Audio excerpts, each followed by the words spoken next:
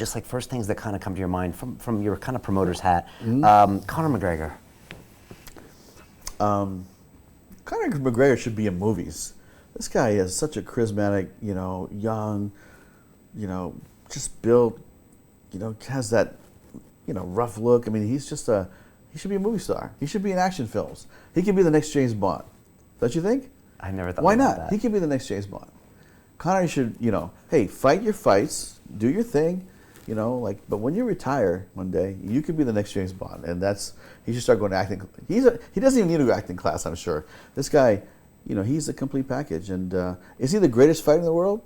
No, he's not. But he's definitely the most marketable fighter in the world.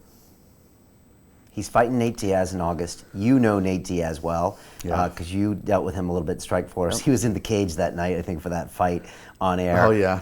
What is Nate like, and what do you see happening in that second fight? I don't think it's going to be any different, honestly. Even if Nate gets hit and beat up, and he's a guy that could just keep on coming, man. Nate, And the endurance that those Diaz brothers have, people underestimate it because, of their lifestyle choices or whatever. They do what they do. But man, when This is the marijuana. Yeah, right. But the thing is, when it comes time to fight, these guys are riding marathons and running marathons, riding century, bike ride races triathlons. Triathlons. I mean, they do 150-mile bike rides. Their endurance, he's gonna have to deal with that because they're gonna keep coming, man, and he's gonna have to keep dishing it. And eventually, I think that it's not gonna work out for him. That's just my opinion, but it'll be entertaining. I'll be watching.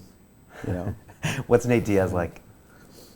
He is who he is when you see him on TV. He fought his first fight in MMA with us at Strikeforce. He was under Cesar Gracie at the time. So we had signed Gilbert Melendez, and then Nate Diaz eventually came on. We bought Pro Elite. He came on the Strikeforce. So we had a lot of interaction with those guys, and I've always liked them because Nate Diaz would have the best sound bites, like in the post-fight press conferences.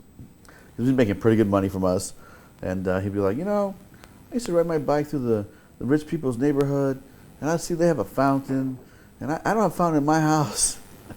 I used to live with my mom, or whatever.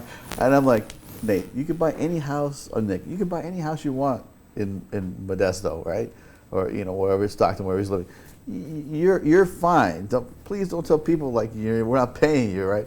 But he would just come up with this like in his head, and there's a certain audience that just love him because he's just that guy on the street that is real, right? He's just that guy on the street. He's a real street guy, but can fight the way they fight. Yeah, and same with Nick as well, right? Yeah, those two brothers. Let me tell you, it's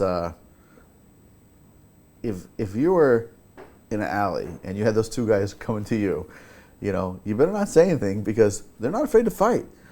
In the ring, in the cage, you're gonna have your hands full, man. They're from a rough neighborhood, and they're not afraid of anything. I'm telling you, they're not afraid of nothing.